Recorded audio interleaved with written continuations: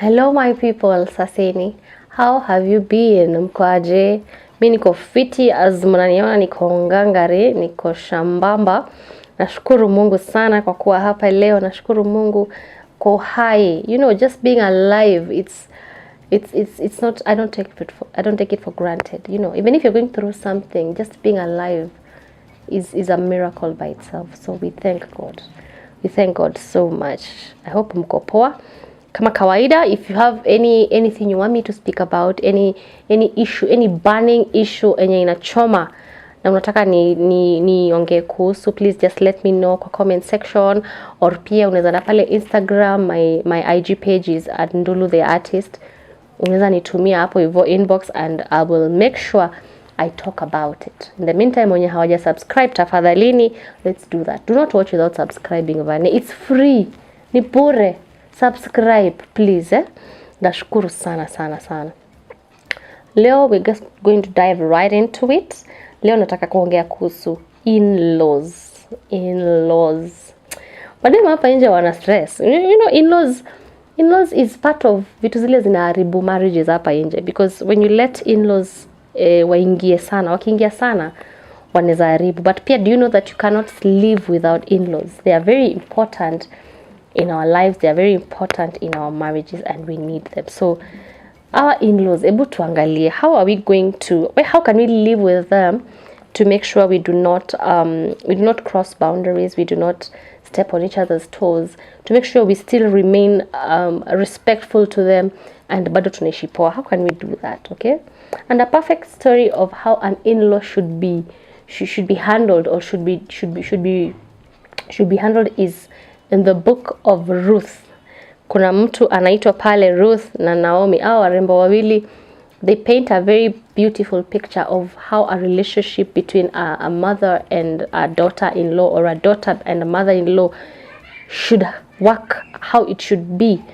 Okay, so this story started where Naomi left her place. You know, kule walikuwa wanaishi na bwanake, kulikuwa na shida kule, so they decided, no, let's go look for better and greener pastures. And so kule walienda, wakaenda wakazaa watoto wawili huko, and these two sons married two women, and after they married these two women, they died, and also the husband to Naomi died. So this Naomi was left with two daughters-in-law, and so ikakuwa ni sasa Naomi anaona hii maisha imekuwa ngumu huku, akuweza mimi nirudi kule tulitoka kwetu, yeye nitafute greener pastures there, juu sasa huku ni kugumu, family imefika huku ni kumbaya, we can't survive, hatuna wazee wetu wa kutusaidia kufanya hizi, yani maisha hapa ni ngumu, itabidi tujipange.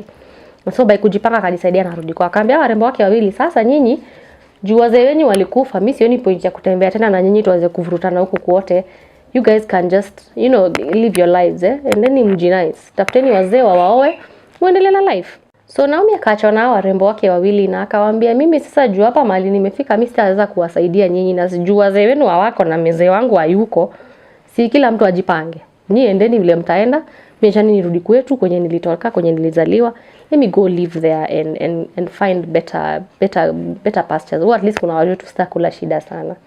And these two women, one of them akamwambia, acha wewe enda, mimi acha mimi niende hivi, acha nizidi nikizidi ni bakini. So this other woman went, but there was this other woman called Ruth who alisema, mimi naye utanisame, mimi siendi mahali, mimi hakuna mahali naenda, mimi ni wako, hakuna mahali naenda. So if you've ever heard the phrase, where you go I'll go, where you stay I'll stay, your God shall be my God. By then, you know, her saying your God shall be my God, she said that because they were initially this woman was a Moabite, and the Moabites were not watu wa worship Mungu, au walikuwa na worshipigi masanamu. And so when she was telling Naomi, your God shall be my God, she was submitting to our God now, the God in heaven, not wao ule mwenye wamezoea, mwenye wanaabudu, mwenye ni sanamu. So akavuka, kama mimi tunaenda na wewe, mimi uniachi huko kwenye unaenda, ndo pia mimi naenda. Naomi akashanga, ala, okay, sawa, twende basi, na wakaenda. You see, and so this paints a picture for us, because this woman aliamua mpaka kuanza kuomba Mungu mwenye haombagi. Can you imagine umeolewa na different mtu mwenye anaabudu miungu zingine, and wewe kuolewa huko inamaanisha umeolewa bado na mungu za huko, so you have to go pray to their gods. Okay, mimi naambia kuolewa iko age mchezo. When you decide to get married, you better have decided completely, because there are so many things you're saying yes to. This includes what this man anaabudu, utaenda kuabudu. That's why I always tell you people, hakikisha unaolewa na mtu anaabudu Mungu mwenye wewe pia unaabudu, because if that's not it, whatever he does when you get into his house, that is what you will do. Be very careful. Okay?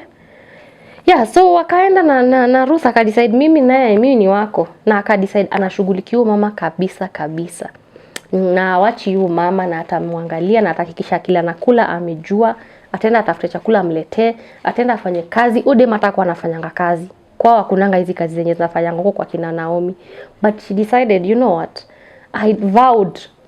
when I vowed I will be yours, ndakuwa mtoto wako, nilivao na nikasema nitakuwa mtoto wako kwa kila hali, kwa uzuri, kwa ubaya, kwa shida, kwa njaa, mtoto wangu akue asikue, nitakuwa mtoto wako.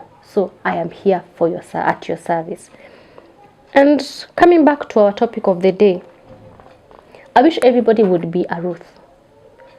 I really wish, and I also wish everybody would be a Naomi, because Naomi was also a very good mother-in-law. If you look at it, she accommodated her, because vile alimwambia naenda nawe, alimwambia sawa basi kuja, you know, na akaenda kutokelezea kwa a new town, kwa town yao ya kitambo Ochako wao, aende atokelezee na mama wa a Moabite. You know, basically a Moabite kwa hii generation, kwa hiyo place yao, a Moabite alikuwa outcast, alikuwa ni mtu mwenye watu wamtambui juu wewe unaabudu miungu mingine, alafu unatuletea hapa hivi mtu mwenye anaabudu miungu mingine.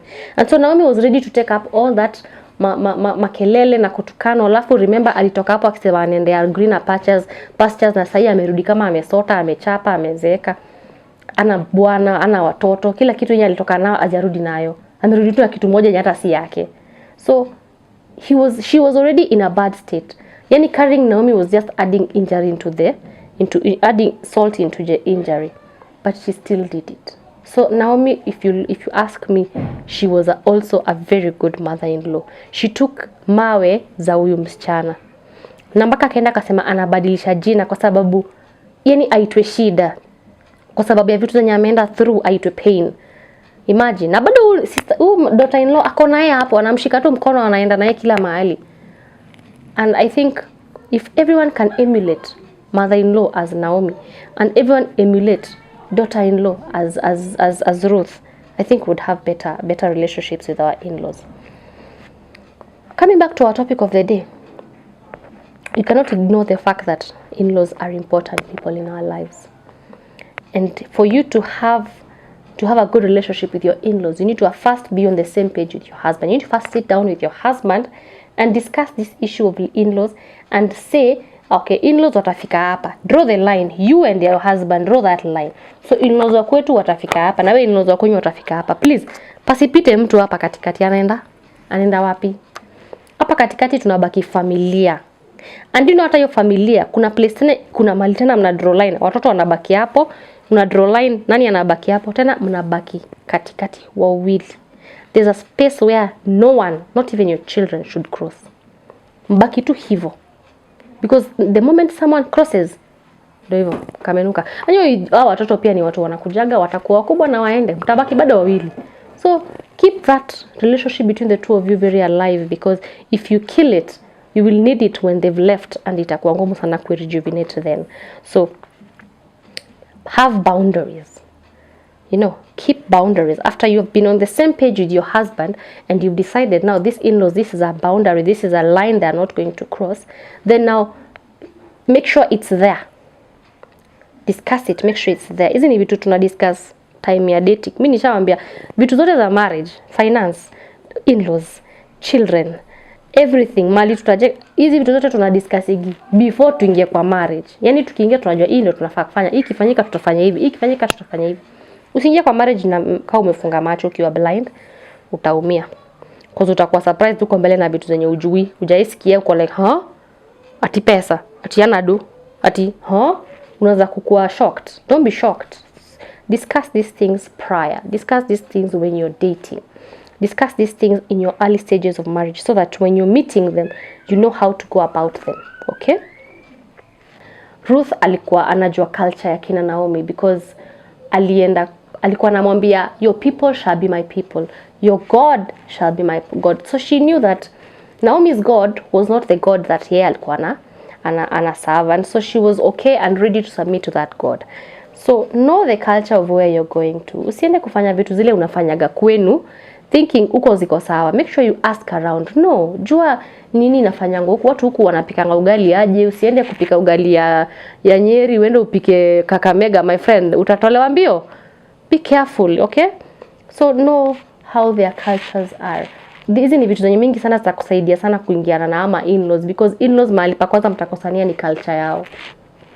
Ukikuja kufanya vitu zenye wafanyagi, ukikuja kuleta shida kwa culture yao, hapo ndo place ya kwanza mtakosania. So hakikisha culture yao unaijua. The other thing is make sure you're dressing. Do you know, I know someone mwenye anaenda kwa in-laws kama amedress. Hata hapa Nairobi mimi mwenyewe siwezi dress Nairobi, wacha kwa in-law. Yeye ana dress hivyo kwa in-law. And so the in-laws wanaangalia hivi, wanauliza, lakini madam, how do you go in front of your parent, your father-in-law? You know your father-in-law uko na respect iko juu hata kuliko kwa baba yako mwenyewe, babako mzazi. Kuna vitu zenye unaweza fanya kwenu, huwezi fanya kwa kina bwanako, because heshima ile umejibeba nayo pale iko very high. Okay? So even how you dress there. Yani vaa nguo zikitaka hata ziende zikifagia. Let us not know your body shape. Your in-law, your father-in-law should not know unakaanga aje body. You know, cover yourself. Yani kiwezekana hata ukuje na hijab, ni vile tu tuwezi vaa hijab, but you should cover everything, head to toe. Never tokelezea ati unaenda kwa in-laws na umevaa tights. Ati unaenda kwa in-laws na umevaa jeans. Even if okay, me I would never go to my in-laws hata wajui kama navaaga trouser. I have never been there with a trouser. Uko nikienda navaaga maxi inafagia every other time. Hakuna mtu ashaniona na jeans, hakuna mtu ashaniona na trouser, hakuna mtu ashaniona na tights. As in those are things you just wear huku Nairobi, vaa kwa bwana yako, kwa nyumba ya bwana yako, vaa every other place. But if you have to go tokelezea mbele ya wazazi, mbele ama ushago kukuata na event, be careful with what you come wearing, because what is sijui off shoulders, sijui you have cleavage iko nje, you know, your behind is all over, umevaa vitu very tight. Avoid that. Mbele ya in-laws you need to be respectful. Yani vaa ni kama Yesu amekuja, assume ni Yesu amesimama hapo, vaa hivyo. Okay? Avoid hizo za kuchoma. Kwa sababu ukifanya hivyo unajua hata unachomea hazi yako. Hata si unajichomea kwanza. Ni hazi yako juu sasa ataanza kujiuliza sasa una aliokotoa wapi? Huyu kijana wetu anapenda kutuonesha vituko. Alitoa huyu wapi? Hata ana heshima. Anaongea vibaya. Usiongeleshe in-laws vibaya. If you need to know something, ask respectfully. Don't speak to your in-laws ni kama unaongelesha dada zako. You know, these are people who have high value. You know, nyenyekea kabisa. Ongea pole pole. Don't raise your voice at your in-laws. Even if your mother-in-law is wrong, don't raise your voice at her. Wacha ikae hivyo. She's wrong. She's right. Usibishane na yeye. Usianze kumuonesha wewe ndio unajua sana. Leave it. Don't go down that road, because unajiletea laana. Utaezana. Watoto wako wako hapo, usisahau. Bwanako wako hapo, wewe mwenyewe uko hapo. So be careful, okay? Don't be disrespectful to your in-laws, okay? In-law is also your parent, okay? So as a woman, detach from them so you can run your home efficiently. Your parents, mwenye amekuza, that's also a problem, because wewe unaenda kila kitu inafanyika kwa nyumba yako unapeleka kwenu. Kila kitu inafanyika kwa nyumba yako unaambia mamako. Unafanya mamako anaanza kuangalia bwanako in a funny way. Be wise. Kuwa na kadabu kidogo. Don't take things to your house. Kwenu ulitoka. So wacha kila kitu inakuja huko iwe ni kitu kizuri. So that upatie props hazi yako. Hazi yako akwe na kabonus, kabonga point. Akikuja kwenu hata anapatiwa heshima. Si hata akikuja kwenu kila mtu anasema Kaimu alifanya ile kitu. No, don't do that, okay? Be careful. You need to allocate some funds to your in-laws. This one I know women are not going to be very happy about. but you need to do that because your in-laws are also your parents, and how you take care of your own parents is the same way you're supposed to be taking care of your in-laws. Kuna story fulani mwanaume aliambia bibi yake, hebu tuingie hapa super to buy vitu, twende tuone madhi. Bibi akachukua vitu. Alichukua vitu kidogo, juu alimwambia twende tuone madhi. So bibi alikuwa anajua anaenda kuona mama ya baba. After wakienda kufika kwao, akamwambia hata twende kwa baba, tunaenda kwenu. The wife was like, tuko tunaenda kwenu.